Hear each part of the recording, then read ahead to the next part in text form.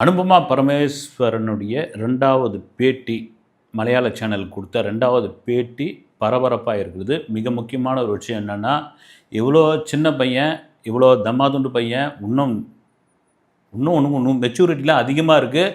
அதுக்குள்ளே ஏன் தம்பி இவ்வளோ சைக்கோதனமாக நடந்துக்கிற, இவ்வளோ சைக்கோதனம் உங்கள்கிட்ட இருக்கா அப்படின்ற ஒரு கேள்வியை அந்த பேட்டியின் கீழே மலையாளத்தில் பல பேர் முன்வைத்துள்ளார்கள். தமிழ்நாட்டை சேர்ந்த சில பேரும் வந்து முன்வைத்துள்ளார்கள். குறிப்பாக அனுபமா பரமேஸ்வரனுடைய அந்த முதல் பேட்டி பெரிய பரபரப்பாச்சு. ஒரு நாள் அந்நியனாக இருப்பார், ஒரு நாள் அம்பியாக இருப்பார், ஒரு நாள் ரெமோவாக மாறிடுவார். அந்த நபர்கிட்ட நான் பட்ட அவஸ்தை இருக்குது, அந்த அவஸ்தையிலிருந்து நான் மீண்டு வந்தது என் பெற்றோர்கள் செய்த மிகப்பெரிய புண்ணியம் அப்படின்னு சொன்ன அந்த பேட்டி. அதெல்லாம் எழுதி அதனுடைய தொடர்ச்சியாக இந்த 2வது பேட்டி. அதில் மிக முக்கியமான ஒரு விஷயம் என்னென்னா, நான் பர்தா அப்படின்ற ஒரு தெலுங்கு படத்தில் நடிச்சுக்கிட்டு இருந்தேன்.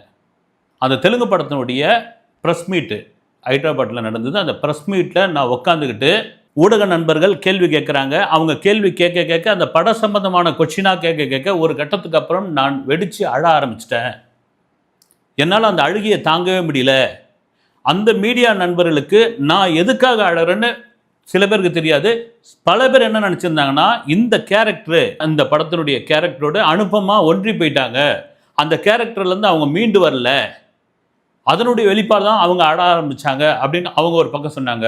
இன்னொரு பக்கம் ஊடகங்கள் என்னன்னா, இந்த பொண்ணு இந்த படத்தை அழுது ப்ரொமோஷன் பண்ணுது, செம்ம கெட்டிக்கார பொண்ணுப்பா இந்த பொண்ணு, நல்ல டாக்டிக்ஸ் தெரிஞ்சு வச்சுருக்குது, இந்த படக்குழு இந்த பொண்ணை அழ வச்சு இந்த ப்ரெஸ் மீட்டை பெருசாக்கி இந்த படத்தை ப்ரொமோஷன் பண்ண பார்க்குறாங்கன்ற மாதிரி பல விஷயங்கள் வந்தது.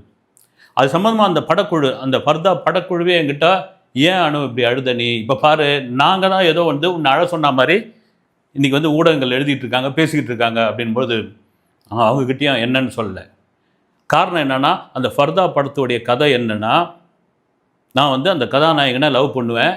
அந்த கதாநாயகன் ஒரு பேங்க்கில் வேலை செய்கிற ஒரு நபர் நான் டீச்சர் ஆகணும் அப்படின்ட்டு என்னுடைய விருப்பம். அந்த டீச்சர் ஆகிறது என்ன பெரிய விஷயம், நீ நாய் மாரி வீட்டுக்குள்ளேயே இரு, நான் தான் பேங்க்கில் கை நிறைய சம்பாதிக்கிறேன், இல்லை அதை விட உனக்கு என்ன வாழ்க்கை வேணும் அப்படின்னு ரொம்ப பிற்போக்குத்தனம் உள்ள அந்த கேரக்டர் மட்டும் கிடையாது, அவங்க குடும்ப சார்ந்தவர்களே அந்த திரைப்பட கதையில் ரொம்ப பிற்போக்கு உள்ளவர்கள். ஒரு பெண்ணை எந்த அளவுக்குலாம் டீஸ் பண்ணணும், ஒரு பெண்ணை எந்த அளவுக்குலாம் அடக்கி ஆளணும், ஒரு பெண்ணை எந்த அளவுக்குலாம் வீட்டுக்குள்ளே முடக்கி வைக்கணும் அப்படின்ற மாதிரியான அந்த கேரக்டர் தான் அந்த படத்தினுடைய கதாநாயகன் கேரக்டர்.